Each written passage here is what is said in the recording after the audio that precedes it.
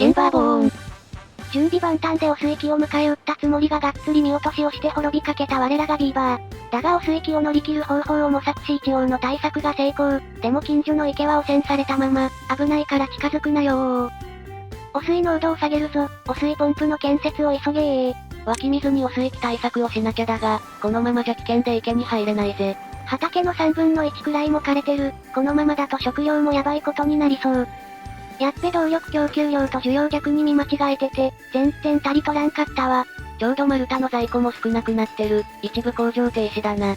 効率悪そうだったら一部天文台も止めるよ。飢饉が起きるかもしれないのにビーバー増やしてる場合じゃねえ。立ち退きだー。ジョネルの禁止。空き家に強制引っ越しじゃ。南の池の周りの緑地は汚染対策済み。こっちにも農場を建設して食料を確保だ。大半を植林に使っちまってるがある程度は確保できそうだな。汚水濃度の関係でマスも成長してないねー。てか樹液の採取はもういいか。南でも取ってるし在庫も十分だ。設計ミスってた堤防の修正をしたいけど真ん中の水門が邪魔。壊すと水が漏れるからタイミングが大事。6マスの吊り橋をアンローク、北東のマップ端っこのベリーを集めるのだ。不人気食品ベリーの在庫が減ってる。ビーバーたちもだいぶ追い詰められてるようだな。ベリー以外にも湧き水に地熱地帯、多くも生えてるから伐採もできるね。人と多いがそれに見合うリターンがあるぜ。汚水ポンプでの浄化作業が始まったけど汚染濃度がわからない。濃度がわかる水位計をアンロック。病気にならない 5% 以下であることを祈りながら水流計を設置した。しかしそんな祈りが届くこともなく、非常にも指し示す値は汚染濃度 10%。ああ、11% に上がったぞ。ポンプで吸ってるから濃い部分が流れてきたかな？もうアンダー建設に注力したいのに、汚水ポンプ増築してさっさと問題解決するよ。汚水ポンプ増設、これで浄化速度が2倍だぜ。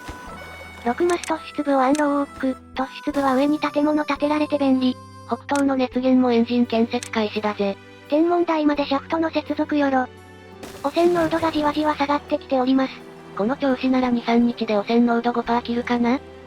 少しビーバー増えたのでとりあえず無色を自動的に運搬員にできるように拠点を増し増し。好きあらばチョメル、これがフォークテールの生き様。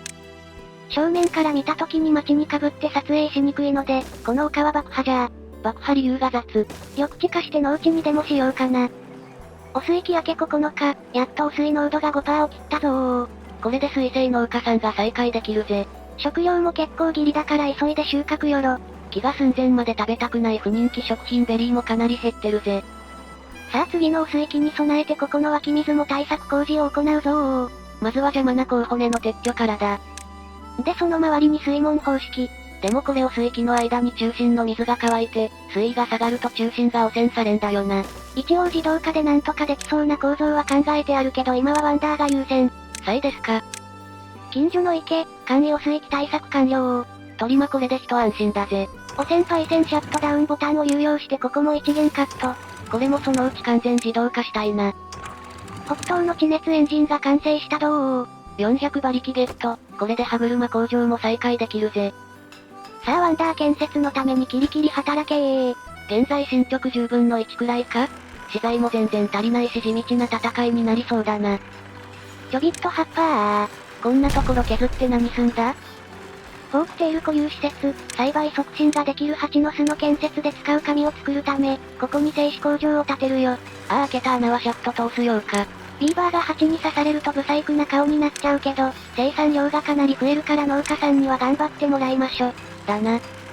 東南のマップ端っこの池も汚水期対策工事をするぞー。ってやっぱやめたー。なんだよ情緒不安定かよ。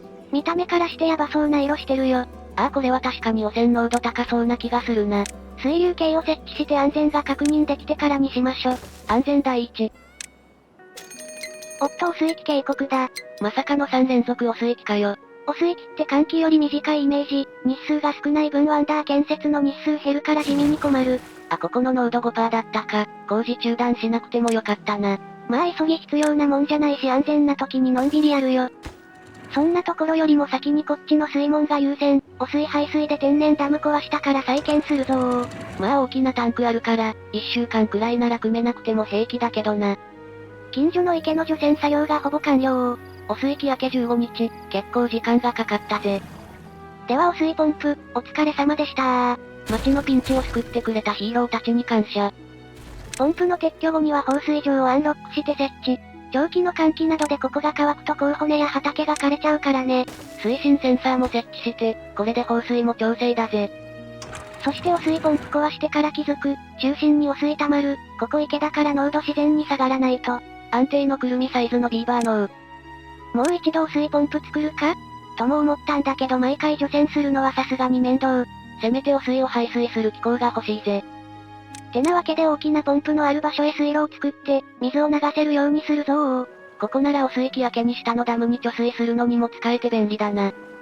汚水器まであと 0.4 日、汚水パイセンシャットダウンボタンをオン。水位がみるみる上がり汚水器モードに移行。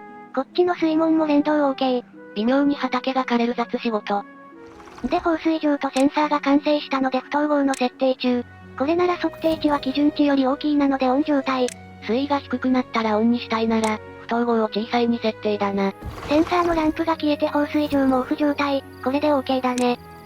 続いてレシピの切り替えが面倒だったのでグリル屋さんを1軒追加。おっと汚水器が始まったようだ。今回は4日間、少し伸びたけどまあ何の問題もないかな。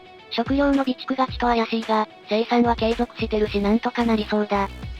ビーバー増えた時に備えて、もう少し食料備蓄強化した方が良さそうだね。ワンダー建設を急ぎたいがここは急がば回れだな。紙の保管場所がなかったのでホイットな。そこはジップラインの駅を建てる予定で整地してたのに、忘れている悲しきビーバー脳であった。てか保管できないなら使っちまおう。これで蜂の巣の効果範囲の作物の成長が促進されるぜ。少し作付け面積減るけど甲骨栽培も植え付けと収穫担当を別にしましょ。収穫したら即植えるスタイル、まあ効果があるかは微妙な感じ。残り300くらいまで追い詰められてた食料がやっと落ち着いてきました。グリルドポテトの在庫も増えてきてる。これで不人気食品ベリーを食わずに済むぜ。では水食料ともに余裕ができた。この丘の上に新しい家を建てるぞー。時は来た。今回は贅沢に加工板も使って螺旋階段を採用。家もシングルダブルトリプルを混ぜてる。今までより豪華な感じになりそうだ。こんな感じになりそうろー。記念碑一つ満足に建てれない状況なのに無駄に立派なの建てちゃうのがうちのレイムさんだ。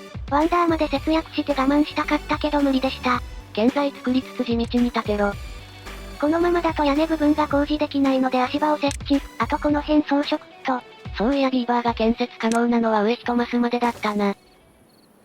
いのー、ちの水。水門開門、多少汚水混じりになったが希釈されてほぼ無害になった模様。汚水器明け、記念の葉っぱ大型ポンプ下が真っ赤になってるぞ。組み上げるときに汚水を引き寄せちゃってたみたいだけど、これもついでに川に流せるね。予期せぬ副次効果。ただ池の水の水位が低くなりすぎると放水が自動でされちゃうので、ここには水門を設置。湧き水が止まらない程度の水位で調整だ。5% だったこの池の汚染濃度、19% まで上がってる。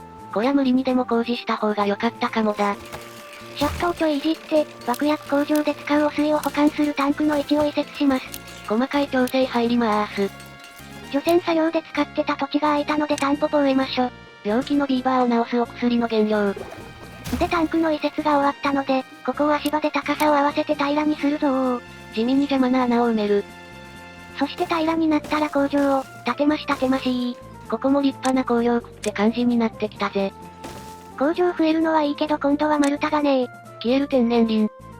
こっちの奥ももうすぐ品切れ。夜中にやるなよミニキーだろ。ほんと学習しねえやつだな。舌打ちすな。そんなわけで紅葉区裏の奥も伐採じゃあ。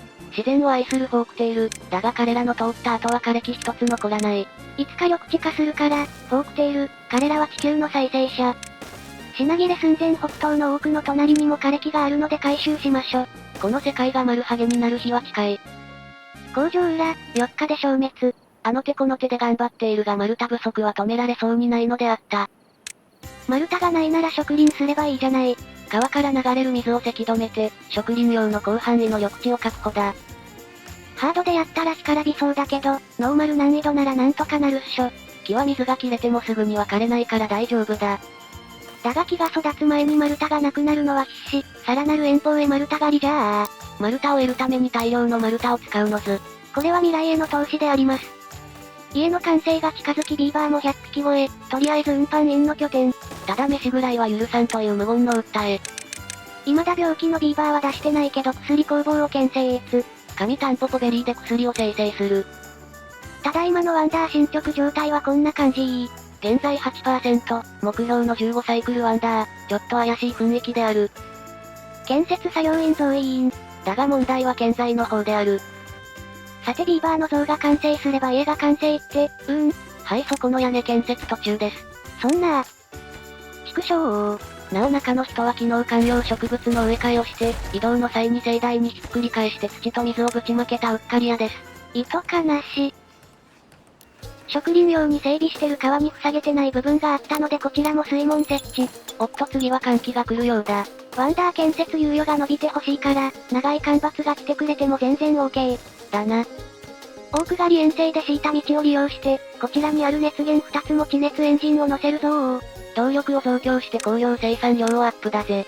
増えたビーバーを工場へ送り込む準備。こら未来の労働者、危ないから高いところ登っちゃダメよ。そして小ビーバーと入れ替わり大人ビーバー登場。やり直した家の工事もこれにて完工であります。お疲れ様でした。こんな感じになりそうろワンダー建設で忙しいのに無駄に建材使った家が完成。幸福度で建築速度とか上がるし福利厚生も大事であります。そろそろ幸福度もブーストしてきたいな。それでは新築共同住宅完成を祝い、ハッパー。撮影時に街と被って邪魔と言われた丘を吹っ飛ばせ。さあ爆発の煙が収まった先には、微妙に低くなった丘。一応街も見えるんだけどやっぱこの丘邪魔だわ。だな。建設作業員、マシマシマシマシー。そんなにいらねえだろ。いや無職あり余ってるんで、地熱エンジンの現場あたりのお手伝いでもさせとくか。寒気が来たぞ今回は8日間とやや長くなったな。水も食料も潤沢、何の問題もないよ。これは負ける気がしないぜ。川の灌漑工事も寒気前に間に合った。さあ植林を始めるぞ。この広大な地を緑で埋め尽くすのだこれが育った時大量生産が始まり、ワンダー完成に大きく近づくのだ。では寒気までに灌漑に成功し植林の準備が整ったところで今回はここまで。食料も水も安定してきてよかったねと思っていただけたら、グッドボタン、よろしくお願いいたします。嬉しいです。お水域のミスで池が汚染され、窮地に立たされるもなんとか除染し持ち直すことに成功したレイム。だがワンダー完成への道はまだまだ遠い。果たして目標の15サイクルワンダーはできるのか？続きが気になる方はチャンネル登録がおすすめなんだぜ。ではまたお会いできることを願って。